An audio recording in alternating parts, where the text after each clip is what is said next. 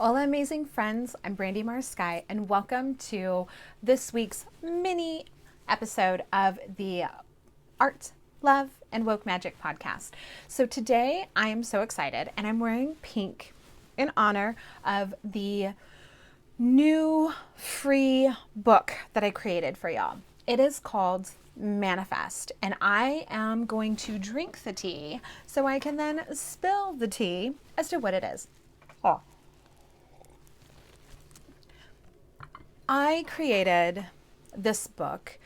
The impetus behind it really was that, as y'all, if y'all are here, y'all know I'm witchy, I'm spiritual, but I'm also a Capricorn sun. So I'm very rooted and grounded in like praxis. Like, what is it that I can do to actually make these wild dreams, these fantasies, these desires that I have come true? And what I discovered is that when I started looking at other manifesting teachers and ideas and methods, what didn't sit well with me was the fact that majority of them seemed to bypass or gloss over the very realness of aspects of a person who is marginalized, queer, BIPOC, the systemic isms that are put into place that are deeply woven and embedded in our culture, in our society, especially Western society, and in our lives. And as someone who comes from the intersection of multiple oppressions, and also who is deeply rooted in the realm of esoteric and magic and the metaphysical, what I felt was missing from the conversation was a real approach to manifestation from someone who has manifested in the ways in which the collective consciousness speaks about manifestation, but has done it from the intersection of multiple isms. And so that was the impetus of me saying, okay, Brandy, when you first started looking for and wanting to learn more about manifestation, what you felt was lacking was this. And so why not write the book and lead the change that you want to be? And so I did. And in this book, I share with you 9 pillars of what I'm calling the woke magic way of manifesting.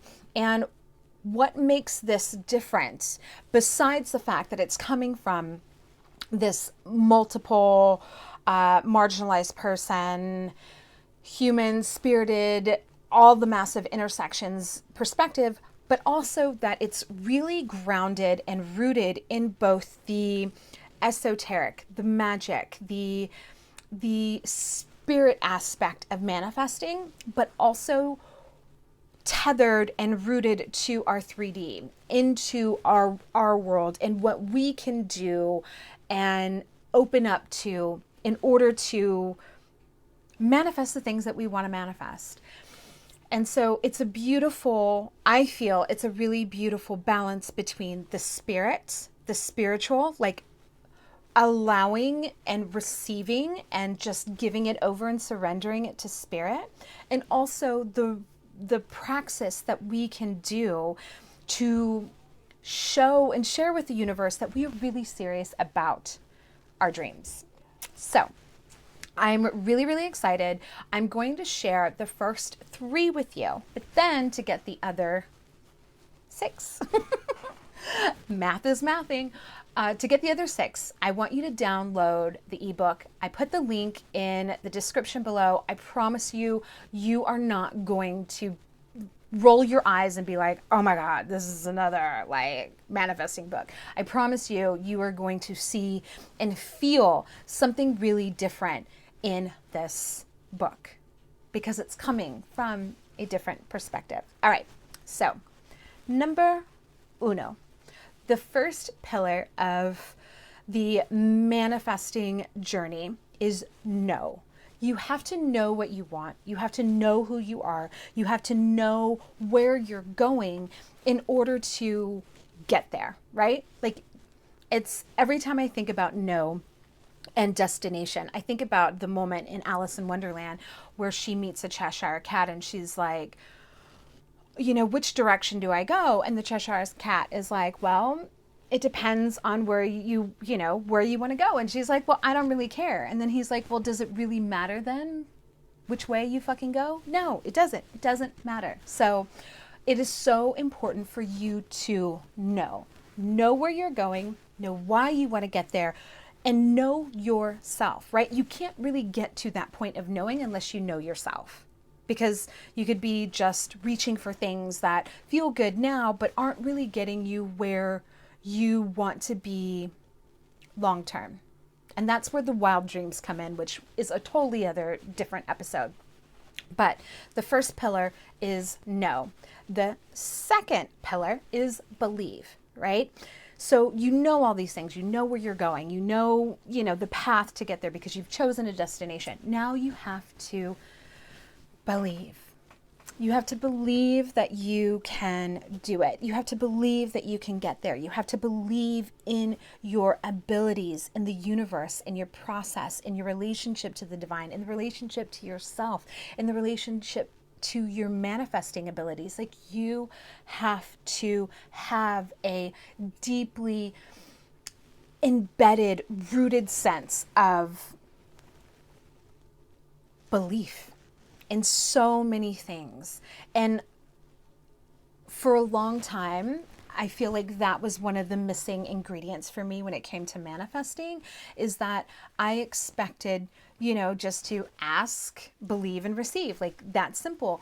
But the believing part, the believing that I, as someone who is in the intersection of these multiple isms, can actually get there. Like, I had to switch my mindset and really begin to see the world in the way in which I wanted to create it, and the world that I wanted and I want to live in, right? That I'm using my work to create the change in which I want to see, but I had to see the world and believe in that world now.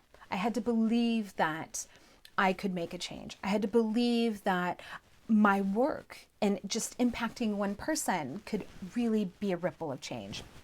And so I had to make these little shifts in beliefs in myself in order to make the big leaps of beliefs in what I wanted to manifest, whether that was becoming a drag queen, whether that was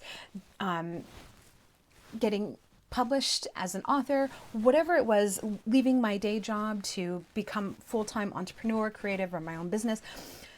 I had to believe, but I had to start in the small beliefs first before I made those big leaps. So that's number dos. Number 3 is clarity and focus. And again, this feels often overlooked in traditional manifesting methods, because clarity and focus, clarity on your beliefs, clarity on the destination, clarity on yourself, clarity on what the energy, right? The energy that you want to call in, that clarity is power. Clarity is the thing that clarity is like the magnet, right? So you're here, you're wanting to manifest, and you're like, I want, let's just say $1 million. I want $1 million. I want $1 million, right? You're in there, but clarity is the tool. So it's not just, I want $1 million. It's going deeper and going, okay, why do I want $1 million? Well, because I want to buy my land back. I want to be able to get an MRI for my dog who has seizures. I want to be able to retire my wife. I want to get out of student loan debt. Like, I have $165K in student loan debt. So getting really clear on not just the end manifestation, but the deeper reasons as to why is the the energy and the motivation that's going to propel you forward when shit gets hard, because it's going to get hard, because the universe doesn't just hand us things. Sometimes it does, and those are boons and gifts, and thank you so much, universe. Oftentimes we have to go through our own phoenix, right? We have to have an internal death and rebirth in order to grow into the thing that we are seeking. And so getting really clear and getting that clarity around not just the thing that you want, but the deeper, the why. Like, I think of it like as a screw, right? So you have the top of the hat, you have the screw top, whatever, and it's here, and it's like, okay, this is what I want.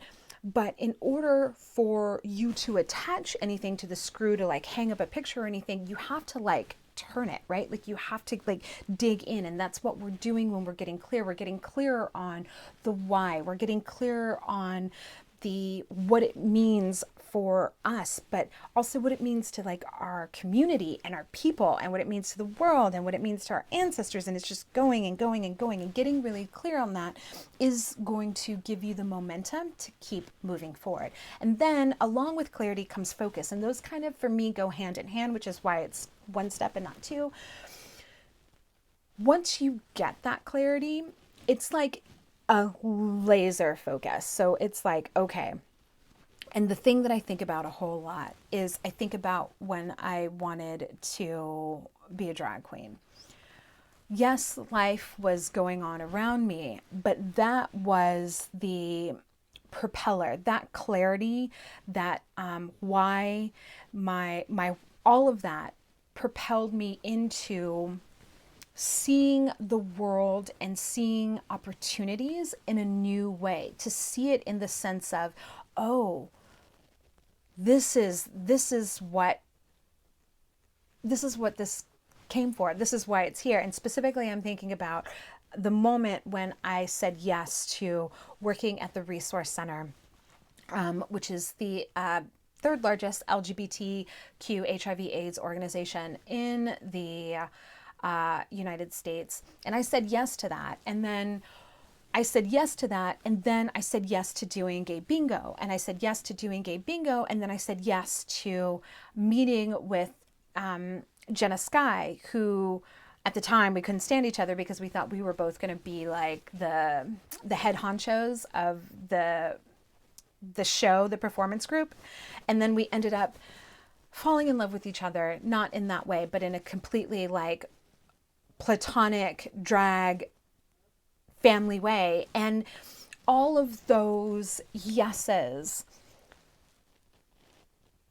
I didn't know at the time, were leading me to be a drag queen, but I knew that drag queens perform there, and I knew that I was a performer. And so like I put those two and two together, and so I said yes because I knew that I love performing and that I wanted to be a drag queen. And then why not put myself in front of my community and perform, do the thing I love with the drag queen, and then the rest unfolded in that. And so all that story to say, when you get clear and when you really focus, when you have that that clarity and that belief embedded in you, you don't have to constantly think about it. You just go into, you start seeing it. There is a neuroscientific name for that, the reticular activating system. I don't know. I'll look it up and I'll put it in the comments. I'm not a scientist.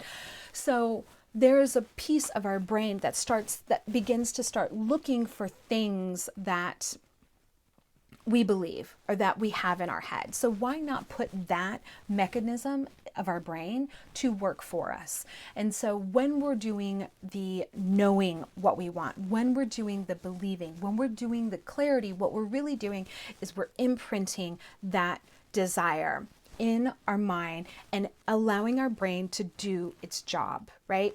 Doing what it loves without, we're giving it a job to do so it doesn't come and go, that's not possible. Oh, sweetie, that's never going to happen. You're born ab fab. Like that's, so it gives your brain a job so it then works for you versus being the negative Nancy inner shitter that it can be. I know. So when we get clear, when we get the focus, we can then use our subconscious powers of thinking in our brain.